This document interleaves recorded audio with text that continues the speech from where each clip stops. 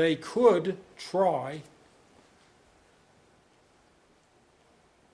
They have 10 green cities. They have an electrical bus system in Beijing. They have solar panels on peasant houses, and they undersell Germany on solar panels. Germany and the United States have a case against them in the World Trade Organization. Bill Clinton's little group that doesn't allow human rights and national measures to preserve the environment only has commercial representatives. Him and Gore, he did this. Gore, it's his whole life to fight climate change. One of Al's achievements, ACT UP demonstrated against him in the election. And I didn't know why, because they don't report this in the New York Times. It turns out that he pursued a suit of Yale and Merck against Nelson Mandela by name in South Africa for producing generic AIDS medicine. It's very hard to be a leader of the United States. I mean, I really like Obama, but you know, he is president of the empire. It's really hard to be a leader of the United States and do good things. If you expect it, you're looking in the wrong place. So to go back to China, it had looked to me like they had some possibility of pursuing green energy.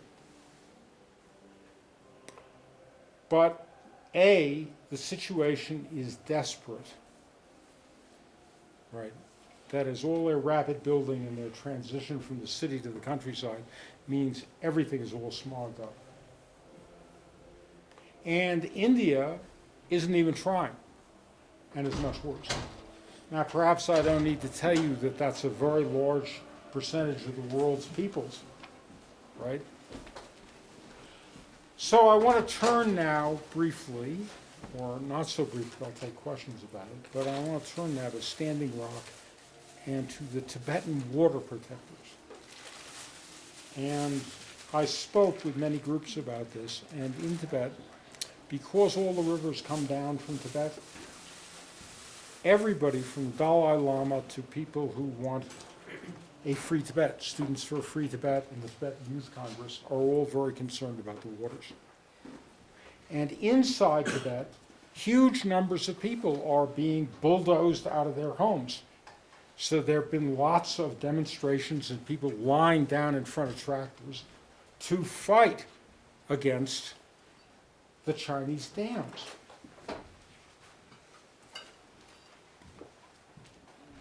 But it's not like it has crystallized. And what struck me most, having been with my wife at Standing Rock, we were there September 3rd when the company sicked untrained police dogs on the demonstrators, and Amy Goodman, to her great credit of Democracy Now!, went right up and confronted one of the women and said, you know, the woman denied she was using a police dog, and she said he's bleeding from his mouth and nose, right? They sick these dogs on people. So the level of malevolence and lack of conscience of the Dakota Access Pipeline, this creep who's the head of it, who's jumping up and down for Trump, and the 30 banks which support it. And you can check out the list, Food and Water Watch found it, but it's every major bank. You want to look at Wells Fargo and Chase, they're right up there. They're all in a consortium with the miserable government of North Dakota, which is behaving like its manifest destiny in the late 19th century. And these are savages whom you have to put down, right? That's the way they talk about them. These are prayerful, nonviolent people who say the stones, the sacred stones are sacred.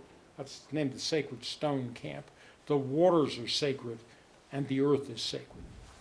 So it's interesting to be there because, of course, I'm not a big fan of Judeo-Christianity and man against nature.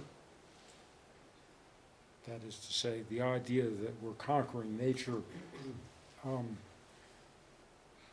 I don't think anybody who has been alive since 1945, when the U.S. used nuclear weapons,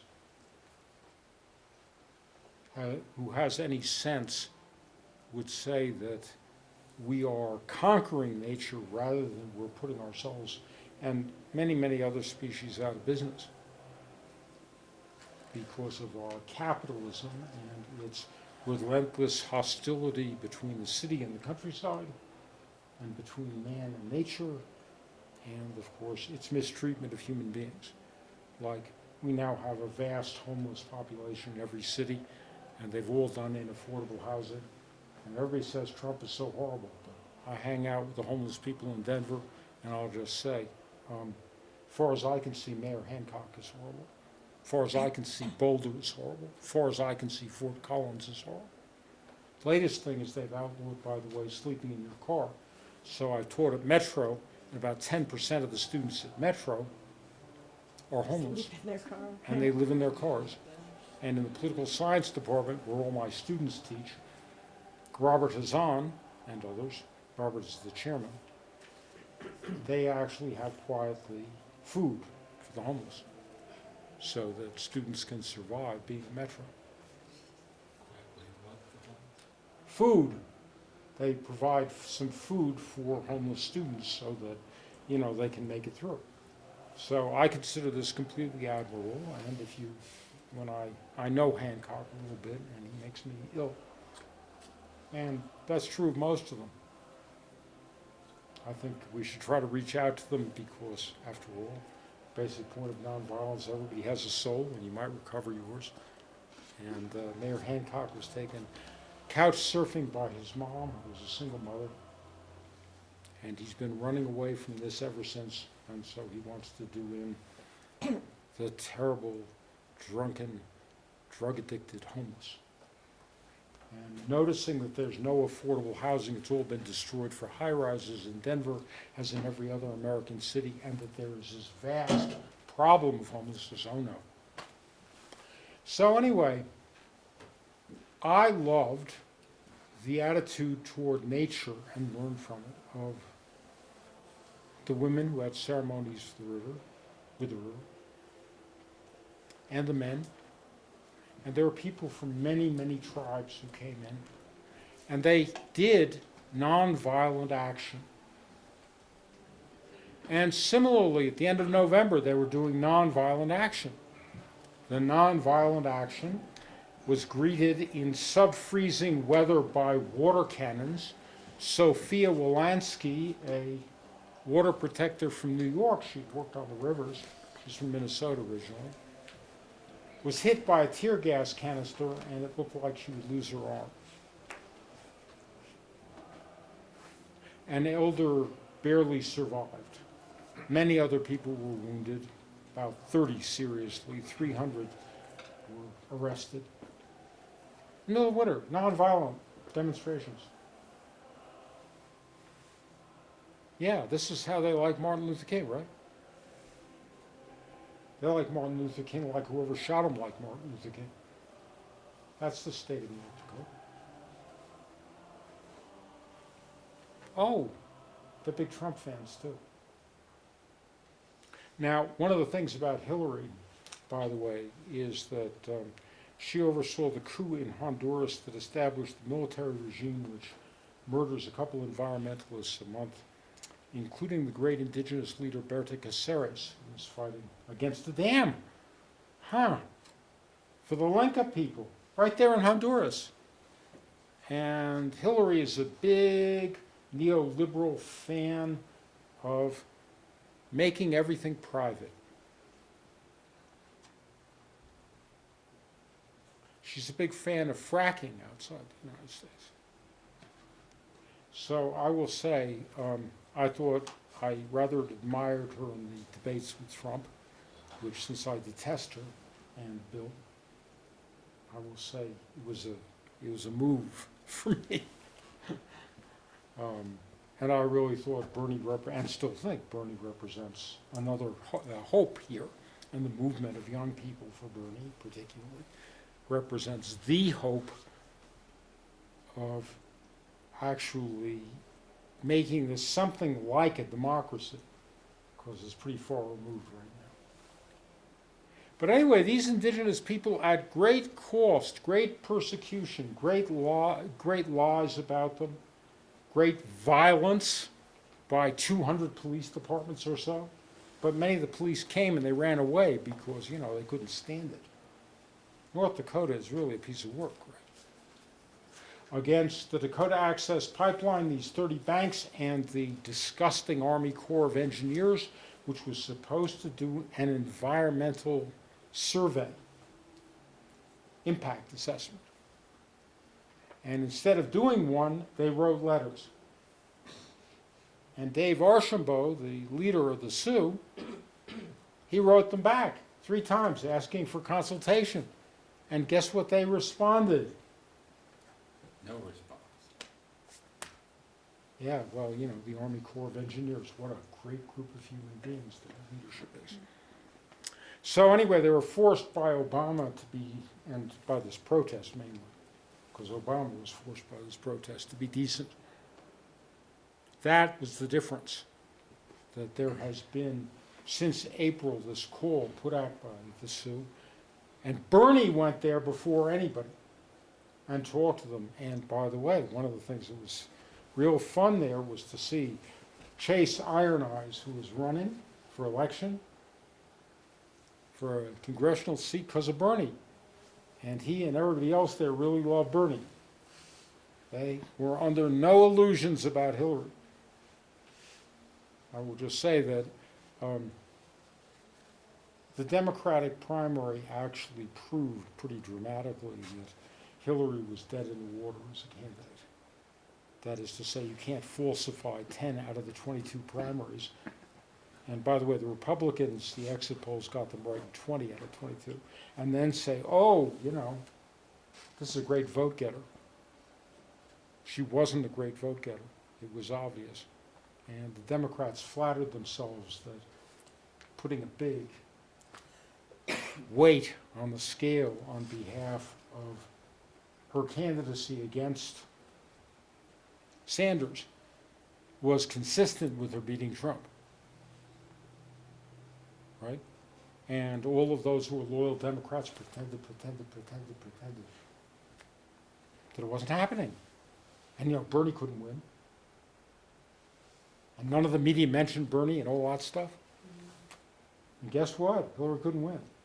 Except actually that even though Trumpiola is the worst candidate ever, probably she did win, ironically. And there's pretty good evidence about, in the exit polling, about fraud. So anyway, to go back to Standing Rock, what is most important is the prayerful, nonviolent, very serious activity of indigenous people and their supporters. And there have always been many, many supporters, and that support has grown in spite of the fact that it wasn't covered or the coverage was pro-Dakota Access Pipeline. The fix was in at the New York Times and all these other places. They are just rotten commercial papers, right? New York Times wasn't a favorable word about Bernie Sanders from beginning to end of his campaign, right? Wasn't one honest review, not one. There was one editorial which praised one stand to boot, right? And that dishonest coverage is characteristic of the corporate American press. Same with Standing Rock. But if you were to ask, so there are all these sacred objects there. And in the article in the Daily Beast and in Who, What, Why, I talk about Tim Wentz, who's a tribal historian, and he talked about their sacred stones and how they did graves. They didn't bury people in the earth. They made sort of standing graves, and they did designs in the rocks. And he found a whole bunch of them. And he reported them so as to prevent their destruction. Because the stupid corporate advisors, they ran around and said, we can't find anything. They didn't, of course, talk to any of the people who lived there, because why would you talk to anybody who lives there? You know, we're the settlers. We're the colonialists. Do you think we talk to people? I mean, really. You know, who's important? I mean, they're all broken. I mean, you think I'm going to talk to them? I know what's what. There's nothing significant. So they Wentz testified the Friday, September 2nd, before we found, because we went on a march, and then were called outside the camp to this site where suddenly they had moved the tractors 15 miles and were digging right there to destroy the sites, which is what they did with those police dogs. And Tim Wentz, by the way, spoke to us that night at the camp, Sacred Stone Camp, the Red Warrior Camp, and told us all about it, what it meant. And it was an incredible loss. And I think the word evil is probably appropriate. That is, I think people who do evil can be stopped, and some of them can get a life. And I'm with Gandhi that you should stop them but not kill them. So I think that one can say that evil people have souls. But I also think that one should not mince words about evil. This was about as plain evil as it gets. So, if we are to think about the Missouri River and Lake Oahe, it's a great far river.